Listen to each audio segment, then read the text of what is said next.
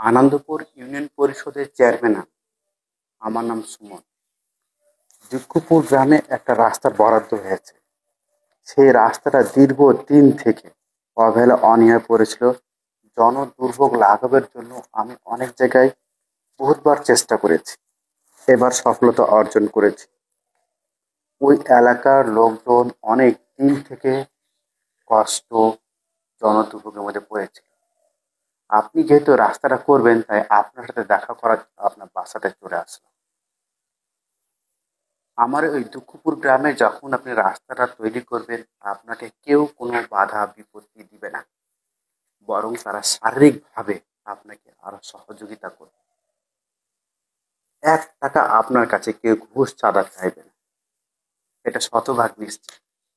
আমার আনন্দপুর ইউনিয়নে আমি এটা আপনাকে শতভাগ নিশ্চিত করতে পারি যে রাস্তার কাজ, ড্রেনের কাজ, অবকাঠামো উন্নয়নের জন্য, বিশেষ করে অত্র এলাকার উন্নয়নের জন্য আপনার কাছ থেকে কখনো কেউ 1 টাকা ঘুষ বা চাঁদা চাইবে না।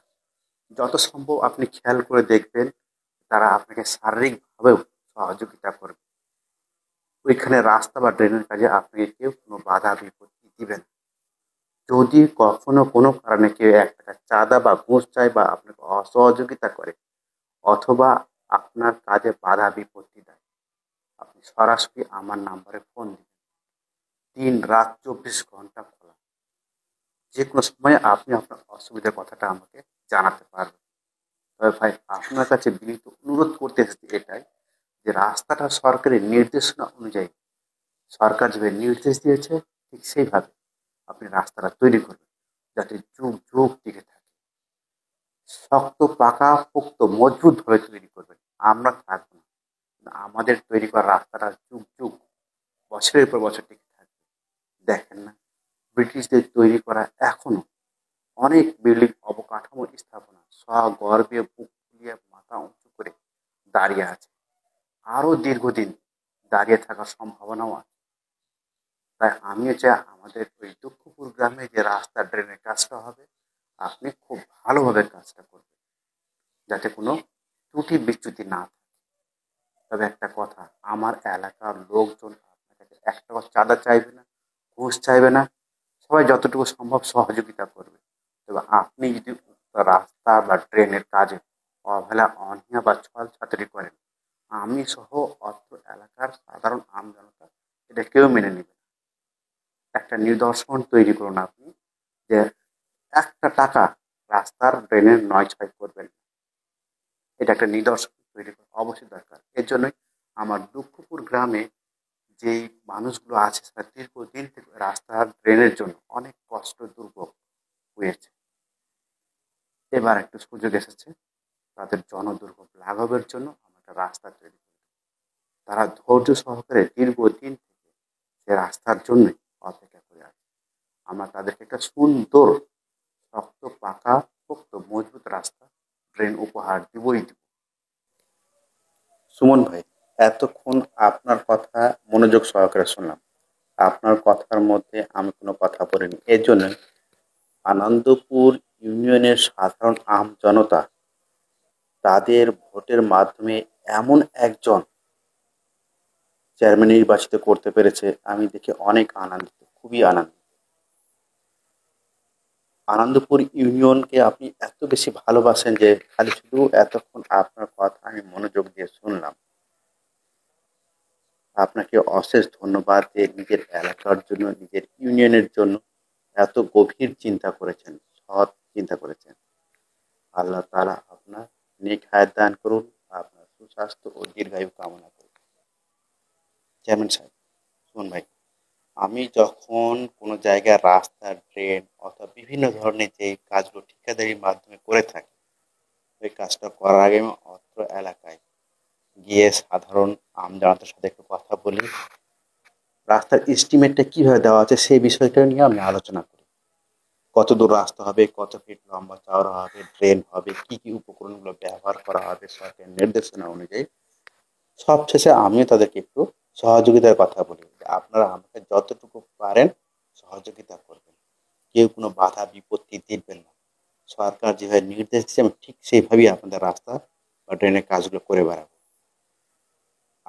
চাঁদা ঘুষের কথা যেটা বলছেন, আমি কখনো এটা দিয়ে কাজ করি না। এর জন্যই আমি যখন যেখানে আমি অনেক কাজ করেছি। রাস্তার কাজ করেছি, ড্রেনের কাজ করেছি, অনেক ধরনের অবকাঠামো কাজগুলো করেছি। ব্রিজের, সেতু, কালভার্ট। যখন কেউ চাঁদা ঘুষের প্রশ্নটাই চলে আসে, নিম্নমানের উপকরণ, আমি কখনো এটা মেনে নিই না।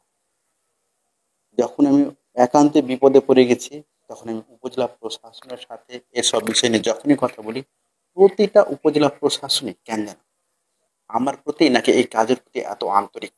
যখনই আমি তাদের কাছে সহযোগিতার জন্য যাই যে স্যার ওই রাস্তার জন্য, কাজের জন্য বা ট্রেনের জন্য ঘুষ বা চাঁদা দাবি করছে এরকম, তারা আমাকে এতটাই সহযোগিতা করে যে আমি বলে আপনাকে প্রকাশ করতে পারছি না। আপনি নিশ্চিন্ত থাকবেন, আপনার ওই দুঃখপুর গ্রামের রাস্তা এমনভাবে তৈরি করা হবে, ড্রেনটা তৈরি করা হবে, ওই এলাকার দুঃখপুর না, এখন নাম পরিবর্তনের চেষ্টা করুন। ওইটা আর দুঃখপুর থাকবে না, এখন সুখপুর নাম রেখে দেন। এত সুন্দরভাবে রাস্তা আর ড্রেনের কাজটা করা হবে।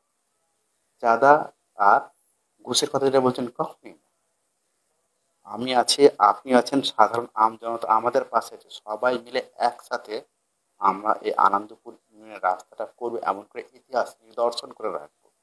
যুগ যুগ আল্লাহ তাআলা যদি চায়েন, কোনো ধরনের প্রাকৃতিক দুর্যোগ নয়, যুগ যুগ এ রাস্তা টিকে থাকবে। আমি আপনি একদিন আমরা থাকবো না, কিন্তু আমাদের তৈরি করা এ রাস্তা নিদর্শন থেকে যাবে। আমরা সেভাবেই চেষ্টা করব।